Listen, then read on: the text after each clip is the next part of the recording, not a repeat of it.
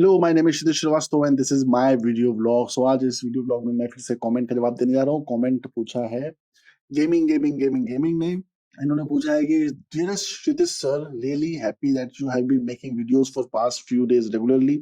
I listen to your videos on my morning walks and jogs. अरे वाह, तो बड़ी अच्छी बात है। And I have learn so many things from you. धन्यवाद। You have given some beautiful and valuable insights of the entertainment industry to outsiders like me. I keep forwarding your videos to my friends who are struggling actors. धन्यवाद। Strugglers के बीच में काफी famous हो जाऊंगा मैं इसी बहाने।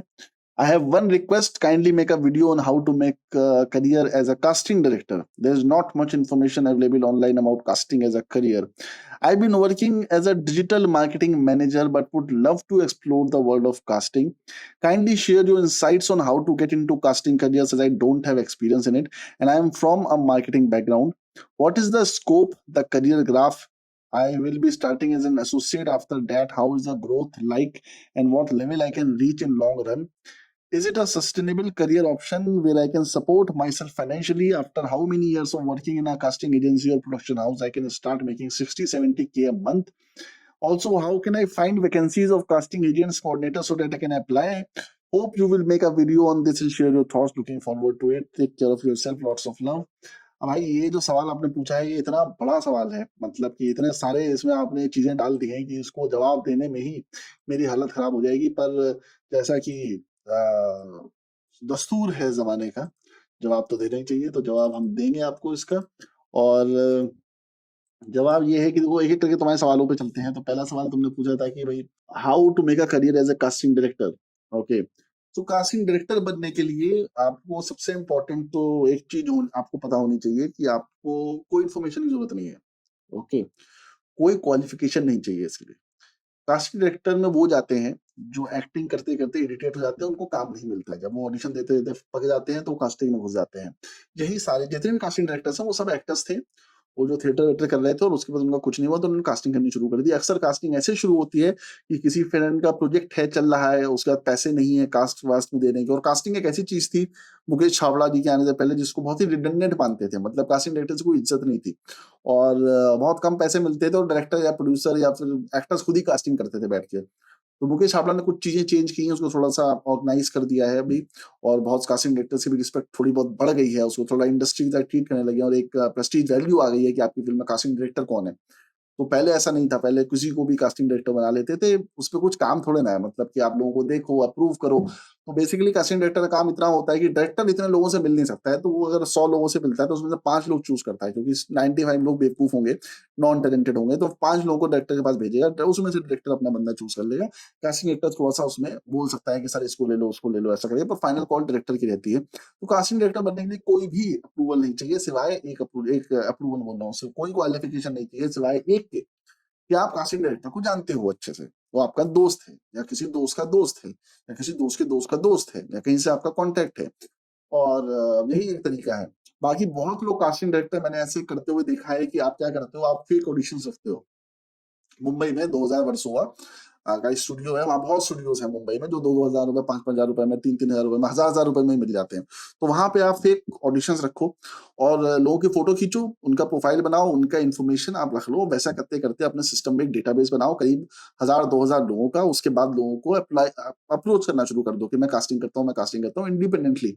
अगर आप कास्टिंग डायरेक्टर इंडिपेंडेंटली बनना चाहते हो, उसमें से अगर कोई एक आदमी आपको बुला लेता है तो आप उसके पास जाओ, वो आपसे ऑप्शन मांगता है, तो आपने जो फोल्डर बनाया हुआ था एक्टर्स का, एज के हिसाब से, उनके लुक एंड फील के हिसाब से, वो उनको दिखाना शुरू कर दो।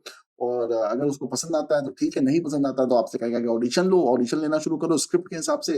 फिर वो आपको पैसा देगा कुछ एडवांस, फिर आप ऑडिशन देना शुरू कर दोगे, और that's how your career as a casting director will begin. There is not much to think about it, there is not much preparation that you need to do. Even if आप audition नहीं करते हो, अगर आप बोल देते हो कि आप कास्टिंग डायरेक्टर हो, तो लोग मान लेंगे। यही सबसे अच्छी खास बात है मुंबई फिल्म इंडस्ट्री की जी, वहां पे ना किसी को कोई प्रूफ नहीं दिखाना पड़ता। जिस दिन अपने आप को आप बोल दोगे कि मैं एक्टर हूँ, लोग मान लेंगे। जिस दिन आप बोल दोगे कि मैं चूतिया हूँ, लोग मान लेंगे। जिस दिन आप बोलोगे मैं बहुत इंटेलिजेंट हूँ, लोग मान लेंगे। जिस दिन आप बोलोगे मैं डायरेक्टर हूँ, लोग मान लेंगे। तो आपको सिर्फ बोलना है, आपको कुछ प्रूफ नहीं करना है। जैसे कंपनी का सीईओ होता है ना, उसको दिखाना पड़ता है कि मैंने ये काम किया, लिंक्डइन पे ये है, रिज्यूमे ये है। मुंबई फिल्म इंडस्ट्री में ऐसा कुछ नहीं है। You just say you are director, you become a director. You say you are assistant director, you become assistant director, तभी ये सारे वर्ड्स फिल्म इंडस्ट्री यूज होते हैं। कोई क्वालिफिकेशन का क्राइटेरिया नहीं है ना। लोग जितने आधे ज्यादा लोग बोलते हैं मैं राइटर हूँ, लिखा कुछ नहीं है पर मैं राइटर हूँ। सो ये एक चीज है मुंबई फिल्म इंडस्ट्री की जो समझनी पड़ती है कि कास्टिंग डायरेक्टर बनना बहुत आसान काम है, कुछ मेहनत का काम नहीं है।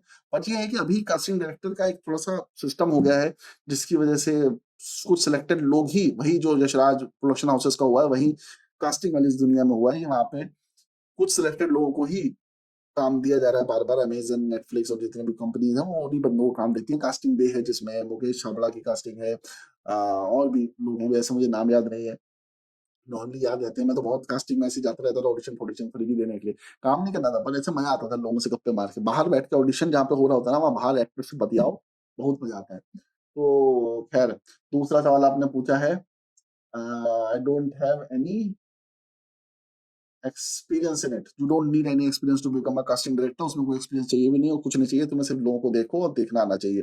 अब बहुत सारे कास्टिंग डायरेक्टर सिर्फ इसलिए बनते हैं क्योंकि उनको सेट्स करना होता है, और विश्वास मानो बहुत सारे कास्टिंग डायरेक्टर ऐसे हैं, खासतौर पर कास्टिंग कोऑर्डिनेटर्स जो है। कोऑर्डिनेटर और कास्टिंग डायरेक्टर में ये फर्क होता है कि कास्टिंग डायरेक्टर आपको कास्ट करता है, कोऑर्डिनेटर आपसे एक फीस लेता है, मतलब बोलता है कि मैं तुम्हें काम दिलाऊंगा, बदले में तुमसे 70-80% लूंगा। तो ये डिफरेंस है कास्टिंग कोऑर्डिनेटर में और कास्टिंग डायरेक्टर में। कास्टिंग डायरेक्टर तुमसे पैसे नहीं लेता, वो तुम्हारा ऑडिशन लेता है, डायरेक्टर को साइन करता है। कोऑर्डिनेटर तुमसे परसेंटेज ऑफ पैसा लेता है कि मान लो तुमने एक सीरियल में तुम्हें काम दिलाएगा, तो तुमसे उसका तुम्हारे हर महीने की जो पैसे आएंगे और डेली के जो पैसे आएंगे उसमें से 20% 30% वो रखेगा। ये पहले से तय होता है। और coordinators are not the right person to deal with, मतलब they are very shady characters. तो मैं एक ऐसी कास्टिंग कोऑर्डिनेटर से मिलने गया था, बड़ा ही गंदा सा कमरा था गोरेगांव में उसका। एक कमरे के अंदर घुसते ही दूसरा कमरा था, वो बड़ा ही मतलब अंधेरा अंधेरा टाइप का, वो गंदे गंदे डिंगी से गड्ढे होते ना वहां पे, वैसा पड़ा हुआ था। और मतलब लग रहा था कि वो कुछ ये डेन टाइप का है सेक्स वेक्स करने के लिए। तो मैं थोड़ी देर में बात बात करके वहां से भाग गया, जो अजीब तरीके से बात कर, वो आके मेरे सामने लेट गया, मेरे को देख रहा है बच्चे करके। और मुझे लगता था कि मैं देखने में अच्छा इंसान नहीं हूँ, पर ऐसा नहीं है। बहुत सारे गंदे गंदे लोगों ने मेरी तरफ गंदी गंदी निगाहें रखी है। सो कहने की बात ये है कि कास्टिंग कोऑर्डिनेटर से थोड़ा बच के रहें। और दूसरी बात ये है कि बहुत सारे कास्टिंग डायरेक्टर्स ये हैं, कुछ कास्टिंग डायरेक्टर्स को तो मतलब एक्टर्स जो बॉडी बिल्डर होते हैं ना, पटक पटक के मारते हैं। और ये बात बहुत फेमस है, मुंबई जाओगे सब कहानियां पता चलेंगी कौन से कास्टिंग डायरेक्टर हैं जिनको पटक पटक के मारा जाता है जब वो कुछ गंदी हरकत करते हैं, गंदी बातें करते हैं, ऐसी कुछ ये वाली हरकतें करने की कोशिश करते हैं। वो पता चल जाएगा समय के साथ। ज्यादा बहुत सारे कास्टिंग डायरेक्टर्स मतलब ये हैं। तो कई बार वो बंद कमरे में लड़कों के साथ गंदी हरकत करने की कोशिश करते हैं, तो कुछ लोग करवा लेते हैं, बाकी पेल देते हैं। तो उसमें थप्पड़ भी खाते हैं, मार भी खाते हैं कास्टिंग डायरेक्टर। ये सब भी होते हुए देखा है, कहानियां सुनी है उसकी। अब जाहिर सी बात है, आंखों से तो नहीं देखा, पर कहानियां इतनी सारी है कि आप उसको डिनाई नहीं कर सकते कि ऐसा नहीं हुआ होगा। 10 कहानियों में से 2 तो सही होंगी। तो मैंने 50 कहानियां सुनी हैं, तो 10 तो सही होंगी इसमें से। What is the scope the career graph I will starting in an associate after that how is the growth like an. देखो भाई, जो तुम ये पूछ रहे हो ना, ये ऐसे बच्चे मुझसे बहुत सवाल पूछते हैं। क्या है कि तुम ना कॉर्पोरेट सेक्टर का जो पैराडाइम्स प्रोटोकॉल्स हैं, जो स्ट्रक्चर हैं, वो तुम फिल्म इंडस्ट्री में देखना चाहते हो, है नहीं, तुम देखना चाहते हो। तुम्हें लगता है यहाँ पे उसी तरह प्रोग्रेस होती है। यहाँ ऐसा नहीं होता है। यहाँ कोई एचआर नहीं बैठता है, यहाँ कोई स्ट्रक्चर नहीं है। यहाँ पे जब तुम बॉस को प्लीज कर दोगे, मान लो धर्मा में काम करते हो, करण जौहर खुश है तो तुमको सीईओ बना देगा। जैसे वो अपूर्व वसानी जो उसका फ्रेंड है, वो सीईओ है कंपनी का, वो मतलब नहीं है। सलमान खान की फिल्म का जो सीईओ है वो एकदम छपरी टाइप का दिखता है, उसका दोस्त है। तो यहाँ ऐसा कुछ नहीं है कि कोई करियर ग्राफ है, कोई करियर ग्राफ नहीं है। मान लो तुम असिस्टेंट की तरह काम कर रहे हो, करते रहोगे, 20 साल करते रहो, 30 साल करते रहो। ऐसे लोगों को मिला हूं मैं 15-15 साल से असिस्टेंट कास्टिंग डायरेक्टर, खुद कास्टिंग शुरू नहीं करी। कौन पड़े पचड़े में, हर महीने पैसा कमाओ, कुछ स्ट्रगलिंग लड़कियां मिल जाए, उनको ठोको ठाको, निकलो आगे, क्यों इतना बकचोदी में पड़ना। सो ऐसे लोग हैं जो सालों साल करते रहते हैं। वो तो ग्रोथ तो आपके ऊपर है, फिल्म इंडस्ट्री में ग्रोथ आपके ऊपर है, जो कॉर्पोरेट इंडस्ट्री में भी है। और आप इसको जॉब की तरह देख रहे हो, तो यार ये तो बड़ी चुतियापे की बात है। मतलब कि आपको ये भी चाहिए और ये भी चाहिए, मुझे सैलरी भी चाहिए, मुझे ग्रोथ भी चाहिए एज अ करियर, मुझे फिल्म इंडस्ट्री में भी काम करना है। देखो ये चीजें ना कभी मर्ज नहीं कर सकती, ये पैरेलल लाइन की तरह है। करियर और फिल्म इंडस्ट्री दोनों पैरेलल लाइन की तरह है, जो कभी मर्ज नहीं करती है। If you are in film industry you don't have a fucking career, it is just a business which you do, and the growth and structures and everything, any promotion depends on you. How fast you grow, how fast you decide to grow, how fast you earn money, how fast you get connections, how fast you take steps. सब आपके ऊपर है। तो ऐसा कुछ नहीं है अभी जैसे सवाल पूछा ना वो 60-70 के कब कमाने लगूँगा, जब तुम्हारा मन करे तुम कमाने लग जाओगे। ठीक है? वो तुम्हारी उस पे डिपेंड करता है कि तुम्हारी बखचूदी कितनी अच्छी है। मान लो तुम बहुत अच्छी बखचूदी करते हो, बोल दो 1 लाख रुपए सैलरी लूँगा सर मैं इतना लेता हूँ, मेरे को पिछली जगह मिल रही थी, उसको क्या पता? वो कहेगा नहीं यार इतना नहीं दे पाएँगे, हमारा तो यार मतलब 50-50 का है, तो घूम फिर के 60-70 पे आ जाओगे। वो तो हासिल करना पड़ेगा थोड़ा-सा, वो तो हसलिंग का गेम है, तो ये वैसा तो है नहीं कि लास्ट सैलरी इतनी थी तो अगली जगह इतना देगा। जो मुँह में आया बोल दो, मैंने तो ऐसे असिस्टेंट डायरेक्टर देखे हैं जो 1 साल हुआ आए हुए art director, assistant art director से आर्ट डायरेक्टर बन गए। कुछ ऐसे हैं जो 3-3 4-4 लाख रुपए पर महीना कमा रहे हैं, कुछ भी नहीं आता उनको। तो सिर्फ कॉन्फिडेंस का गेम है मुंबई फिल्म इंडस्ट्री में, इंग्लिश और कॉन्फिडेंस। अगर इंग्लिश आती है और कॉन्फिडेंस ज़बरदस्त है, कॉन्फिडेंस आता है बाप के पैसे से। तो और आप बाप के पास बहुत पैसा है और आपके अंदर अच्छी इंग्लिश स्पीकिंग स्किल्स हैं और आप एक बार 2 बार न्यूयॉर्क ट्रैवल करके आए हो और वहाँ का तुरंत से एटीट्यूड पकड़ लिया आपने, यूँ सक्सेसफुल हो जाओगे मुंबई में, यूँ मतलब कोई रोक ही नहीं सकता भाई साहब, कोई नहीं रोक सकता, किसी का बाप नहीं रोक सकता आपको। ठीक है? Is it a sustainable career option where can support myself financially? There is no job in Mumbai where you can say that it is a sustainable career option and you can support yourself financially. हो सकता है तुम बहुत पैसा कमा लो, risk है भाई, film industry totally risk है। मतलब कैसे सवाल है ये? फिल्म इंडस्ट्री की सारी जॉब्स जो हैं वो टोटल इसी चीज पे बेच देंगे और रिस्क है। हुआ तो हुआ, नहीं हुआ तो घंटा कुछ नहीं। हुआ तो शाहरुख खान बन जाओगे, नहीं हुआ तो स्ट्रगल ही करते रह जाओगे, वही वर्सोवा अंधेरी मलाड बैंडा की गलियों में घूमते रह जाओगे, कुछ नहीं होगा। After how many years of working in a casting agency और production house can I start making 60-70 के अ मंथ? खैर इसका जवाब मैंने दे दिया है, कोई डेफिनेट नहीं है, तुम्हारी बखचूदी के ऊपर डिपेंड करता है।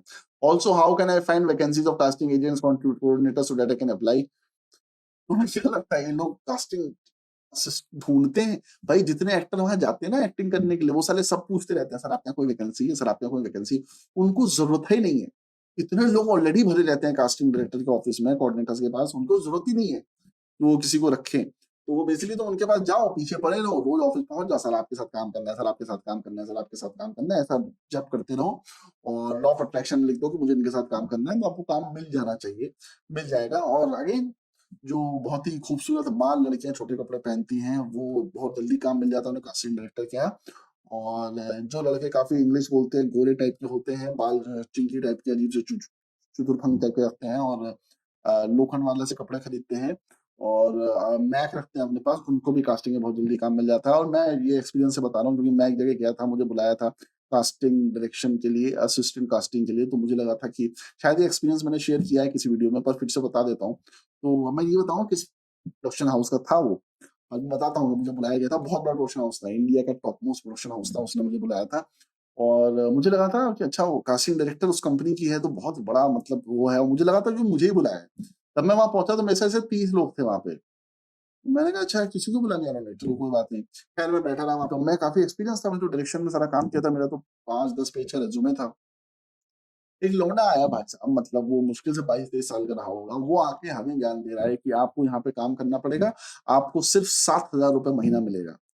7,000 रुपए और आपको अंधेरी में रहना पड़ेगा। अबे 7,000 रुपए में तो इलेक्ट्रिसिटी का बिल नहीं भर पाते आप मुंबई में, आप अंधेरी में रहोगे कैसे? डिपॉजिट ही 1 लाख 2 लाख रुपए का है। वहां क्या तुम 1 बीएचके या 1 रूम किचन भी ले लोगे 10-15 हजार रुपए में से कम में नहीं आएगा। 1 बीएचके तो भूल जाओ, 1 बीएचके तो 25,000 रुपए में आएगा, 2 बीएचके 40-50,000 रुपए में आएगा। तो वो तो मिलना ही नहीं है, तो आप कैसे रहोगे वहां पे? उसके बाद आपके मैक होना चाहिए, ये भी कंडीशन डाली थी उसने, आपके पास मैक होना चाहिए। और उसने ये भी बोला था कि कास्टिंग डायरेक्टर जब भी आपको घर पे बुलाए तो आपको जाना पड़ेगा, छुट्टी कभी नहीं होगी, ना होली दिवाली कभी कोई छुट्टी नहीं होगी, जब वो छुट्टी देंगी तब आपकी छुट्टी होगी, वरना आपकी कोई छुट्टी नहीं होगी। अगर वो आपसे सब्जी मंगाती है तो भी आपको लानी पड़ेगी। ये एक्चुअली उसने बोला था, ये उस डिक्लेरेशन में 30 लोगों से उसने बोला था कि अगर अगर कास्टिंग डायरेक्टर आपको बोलते हैं सब्जी लाने के लिए, गाड़ी ड्राइव करने के लिए, रात में कहीं जाने के लिए उनको मन करे तो आप को जाना पड़ेगा। और सुबह से लेके रात को 12 बजे तक कोई टाइम लिमिट नहीं है, हो सकता है 5-5 दिन लगातार काम करना पड़े, तो वो सब के लिए आप तैयार रहिए, और सब 7,000 रुपए में। और अगर बोल रहा हूँ मतलब अगर कास्टिंग डायरेक्टर का मन करेगा तो वो आपका 1 साल बाद 2 साल बाद बढ़ा सकती हैं, तो 7,000 से 8,000 कर देंगी अगर आपका काम उनको अच्छा लगता है। मैंने कहा वाह! वाह! वाह!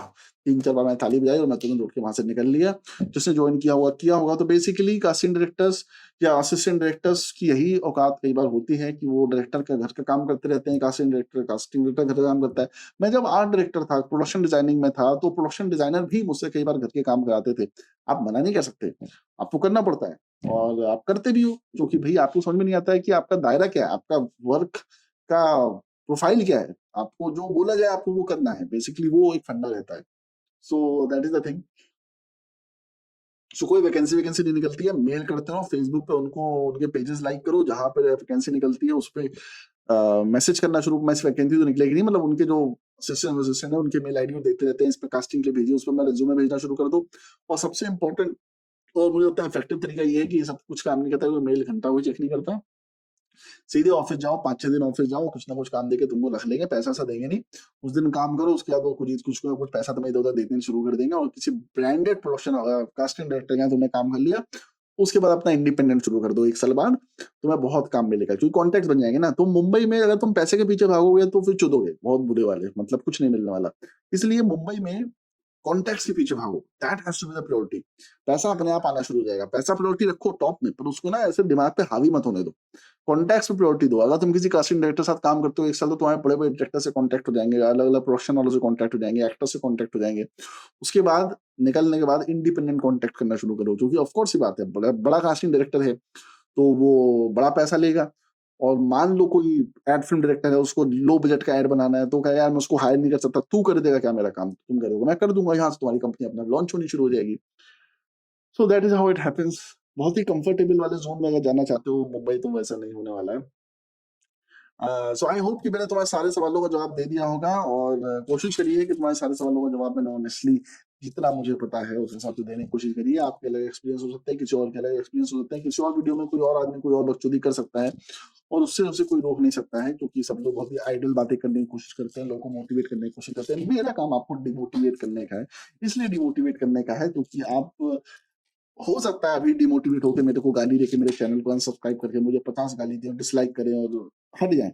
पर कहीं न कहीं अगर मैं आपको बचा सकूँ उस चीज़ से कि आप मुंबई जाके अपना करियर बर्बाद कर दें, तो ये तो बहुत छोटा सैक्रिफाइस है जो मैं कर रहा हूँ। मुझे कोई फ़र्क नहीं पड़ता कि आप मुझे लाइक करो या डिसलाइक करो। मुझे ये फ़र्क पड़ता है कि आप किसी गलतफ़हमी का शिकार ना हो, और गलतफ़हमी के शिकार में आप कोई ऐसा डिसीज़न ना लो जो लाइफ़ लॉन्ग के लिए आपके लिए एक रिग्रेट बन के रह जाए और आप परेशान हो जाओ वहाँ पे। मैं कुछ चीज़ों में लकी था, पर मैं ऐसे बहुत लोगों से मिला हूँ जो लकी नहीं थे, जो रिग्रेट करते हैं, जिनको लगता है कि उन्होंने बहुत बड़ी गलती कर दी, और फिर उसके बाद एक समय आ जाता है जब there is no looking back, they don't have any job, they don't have any business, their parents don't have any money, they just don't know how to do and what to do in life, and I have seen people committing suicide. I have seen because not just because of money, because of the societal pressure, because उनके friends बहुत आगे निकल गए हैं, और वो जो सपना लेके आए थे, जो सोचते थे कि सपना साकार होगा ही होगा, वो नहीं होता है, और आप दुखी हो जाते हो। तो वो जो दुःख है, वो मुझे बड़ा दुःख देता था। तो मैं ऐसे कुछ लोगों को देखता था जिनके 30-30 साल में बाल पूरे सफ़ेद हो जाते थे, दाढ़ी निकल आती थी, सफ़ेद हो जाती थी, और गला एकदम उसपे लेयर्स पड़ जाती थी, और फिर मुझे देख के बुरा लगता था कि यार ये आदमी कितना सोचता है, कितना इरिटेट होता है, किस लेवल पे जी रहा है, इसको लगता है यार यही क्रिएटिविटी है, and he won't be able to do anything. So कई बार ऐसे लोग मिलते थे जिनसे मैं उनकी एज पूछता था, तो मैं सरप्राइज़ हो जाता था कि यार ये तो 45 साल का आदमी है, अभी भी असिस्ट कर रहा है, अभी भी लाइटिंग कर रहा है, अभी भी किसी तरह अपना घर चलाने की कोशिश कर रहा है। सो I highly recommend, if you are really, really sure of making into film industry and this is what you really want to do and they are ready to fall down as low as possible, do not come here. ठीक है, अगर तुम गिरने के लिए तैयार नहीं हो, तुम्हें सिर्फ अप से अप ही चाहिए, बिल्कुल यहाँ मत आओ, क्योंकि यहाँ पे गिरोगे भी, और ऐसा भी हो सकता है कि उठ ही ना पाओ। ठीक है, वो आपके खैर अपने ऊपर बेस्ड है कि आप कितना मोटिवेट हो, आपके आसपास लोग कैसे हैं, आपकी फैमिली कैसी है, उन सब चीज़ों पे भी डिपेंड करता है। पर उसके अलावा बिल्कुल मत आना अगर सिर्फ़ शौक के लिए आ रहे हो कि यार चलो ट्राई कर लेता हूँ, वो करने के लिए बिल्कुल मत आना, यार मज़ा आता है देखकर। ये करने के लिए भी बिल्कुल मत आना कि यार मुझे लगता है कि वहाँ बहुत मज़ा आएगा। बिल्कुल मज़ा नहीं आएगा। तुम जिस जॉब में हो वहाँ 9 टू 5 कर रहे हो, यहाँ पे टाइम लिमिट ही नहीं है। संडे पता भी नहीं चलेगा, कुत्ते की तरह काम करोगे, इरिटेटेड रहोगे हर वक़्त, और सच बात तो ये है कि 2 साल बाद सारा चार्म भी खत्म हो जाता है। आज ही मेरे पास किसी का फ़ोन आया था, और वो मुझसे बोल रहा था कि सर जब असिस्टेंट डायरेक्टर का इंटरव्यू देने जाऊँ तो मैं क्या बोलूँ सामने वाले को? तो मैंने उसको ये चीज़ बताई। मैंने उसको बोला कि अगर तुम ये बोलोगे कि मैं बहुत पैशनेट हूँ, मुझे फ़िल्मों का बहुत शौक है, मैं बहुत मुझे मुझे फ़िल्म लाइन में ही काम करना है, तो समझ जाएगा कि तुम चूतिए हो, तुम नए हो इंडस्ट्री में, और तुम्हें कुछ आता नहीं है। तो इंडस्ट्री में जिसको 2 साल हो जाता है, जो एक्सपीरियंस है, उसका इंटरेस्ट सिर्फ़ ये रह जाता है कि सर आप काम दो, मैं आपका काम कर दूँगा, बदले में मुझे पैसा दे देना। तो जब ये आदमी ये बोलता है कि सर आपका जो काम है, आप डायरेक्टर हो, आप मुझे बताओ, आपका जो काम है, आपका काम हो जाएगा, आपको कोई प्रॉब्लम नहीं होगी, आपके सारे काम निकल जाएँगे, आप बताओगे इंस्ट्रक्शन, चीज़ें वैसे हो जाएँगी, आपको सारी चीज़ें शेड्यूल में मिलेंगी और बदले में उसका मैं एक फीस चार्ज करूँगा, जो फीस आप मुझे दे देना। मुझे कोई एक्टर से मिलने में इंटरेस्ट नहीं है, मैं एक्टर से जो होगा मैं कोऑर्डिनेट कर दूँगा, अपनी आईडीज़ रख दूँगा, सारी चीज़ें हो जाएँगी। जो इस तरह से बात करना शुरू कर देता है, तो समझ में आ जाता है कि ये आदमी को 2-3 साल इंडस्ट्री में हो चुके हैं, क्योंकि अब उसे एक्टर का क्रेज़ खत्म हो चुका है। क्योंकि एक्टर्स तो ह्यूमन्स ही हैं, जैसे ही आप उनसे मिल लिए, राजू मेघानी मान लो आप एक फ़िल्म कर लेते हो, तो वो आपके लिए अंकल की तरह हो जाएँगे। आपका सारा चार्म खत्म हो जाएगा। तो एक्टर्स के साथ काम करने का चार्म तब तक ही है, जब तक आप उनसे मिलते नहीं हो। तो यही एक ब्यूटी है, जब तक अमिताभ बच्चन से मिलोगे नहीं, तब तक अमिताभ बच्चन एक खुदा भगवान की तरह रहेगा। जिस दिन मिल जाएगा, उस दिन कोई फ़र्क ही नहीं पड़ेगा। वैसे ही होता है ना कि जिस लड़की को तुम बहुत चाहते हो सच्चे दिल से, स्कूल, कॉलेज में उसको चेज़ करते हो, एक दिन वो तुम्हारी गर्लफ्रेंड बन जाती है। जब गर्लफ्रेंड बन जाती है और वो अलग-अलग तरह की डिमांड करती है, तो आप उसी गर्लफ्रेंड से जिसके पीछे आप पागल थे, आप इरिटेट हो जाते हो। वही एक्टर्स के साथ होता है कि जब तक उनसे नहीं मिले होते हो, तब तक ही वो एकदम क्योंकि परफेक्ट दिखते हैं ना, उनको दिखाया उस तरह से जाता है। और जिस दिन आप मिल लेते हो, आपको पता चलता है इसकी भी नाक से बाल निकल रहा है, इसकी भी दाढ़ी सफेद हो रही है, इसके भी हाथ में वही सेल्स हैं, इसका ये भी वैसे हगने-मूतने आता है, ये भी पाद मार देता है सट पे कभी-कभार। वो भी ह्यूमन ही है। तो जब आपको पता चलता है कि उसके चेहरे पे इतना पेंट लगा हुआ है, इतना मेकअप लगा हुआ है, जो दिख रहा है यहाँ से और वो सेट पे गाली बकता है और चुतियापे की हरकतें करता है और बेवकूफ़ी की बातें करता है, तो आपको समझ में आएगा कि he is just as human as anyone else. और वहीं आपका चार्म खत्म हो जाएगा और 2 साल में आप अगर 2 साल तक आप लगातार काम करते हो, तो चार्म धीमे-धीमे खत्म होना शुरू हो जाता है। फिर सिर्फ 2 ही चीज़ें रह जाती हैं, पैसे का लालच और मन की ठनक। वो ठनक कई लोग पूरी करते हैं गलत तरीकों से, कुछ लोग अच्छे तरीकों से, पैसे का भी फिर एक ये हो जाता है कि सिर्फ पैसा चाहिए, घर बनाओ, पैसा कमाओ, शादी करो और बच्चों के साथ रहो और ज़िंदगी काटो। तो ज़्यादा इस चक्कर में पड़ो मत, अगर जॉब अच्छा कर रहे हो, करते रहो और अगर करना है तो फ़िल्म बनाओ, ये सब जॉब-वॉब के चक्कर में वहाँ पे मत पड़ो। मुंबई में जॉब करना is the most bullshit idea that anyone can give you. Do not try to find a job in Mumbai. If you are passionate about film making, make a film, that's it. इसके beyond और कुछ सच्चाई नहीं है। चलो मिलता हूँ जल्दी नेक्स्ट व्लॉग में। Bye bye, good night.